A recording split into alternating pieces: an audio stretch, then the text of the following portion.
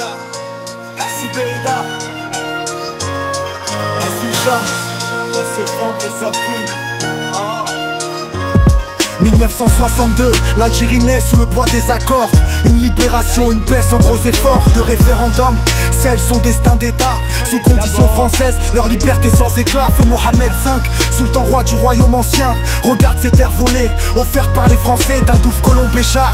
Des fragments marocains, sous tutelle coloniale, perdus dans les sables plus lointains. Mohamed V, Allah Rahmo, refuse à l'offre de Gaulle pour ne pas diviser la lutte sous même camisole, sacrifiant son dû pour une cause étrangère. Mais la trahison frappe là où on croyait trouver la lumière. Sa Majesté avait conclu une alliance tacite avec Ahmed Ben Bella. Les négociations promises s'effritent, l'Algérie nouvelle, sourde à la tête du passé, garde les frontières volées dans l'ombre du traité. Hassi Beida, 1963, les fusils en main, les traîtres algériens ternissent le lien. Boumedienne attaque, oubliant le passé, les Marocains déçus, les accords sont brisés. Hassi Beida, 1963, les fusils en main, les traîtres algériens ternissent le lien. Boumedienne attaque, oubliant le passé, les Marocains déçus, les accords sont brisés. Octobre 1963, la guerre des sables éclate, les tirs résonnent, la frontière s'efface. Boumedienne envoie ses hommes par les chemins détournés dans le désert brûlant.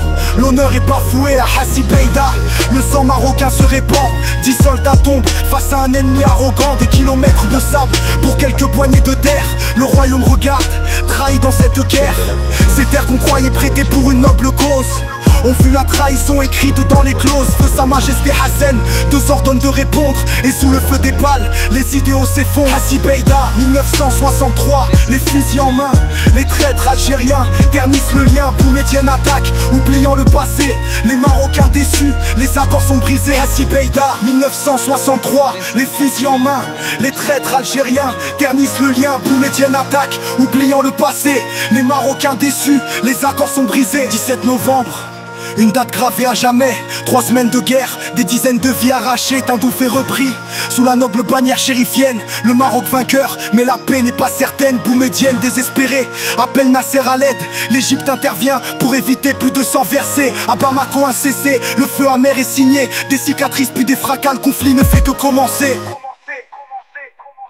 Hassi Beida, 1963, les fusils en main, les traîtres algériens ternissent le lien. Boumedienne attaque, oubliant le passé, les Marocains déçus, les accords sont brisés. Hassi Beida, 1963, les fusils en main, les traîtres algériens ternissent le lien. Boumedienne attaque, oubliant le passé, les Marocains déçus, les accords sont brisés. Nous estimons que si nous devons accepter un cadeau du colonialisme, même un mauvais cadeau, c'est celui des frontières.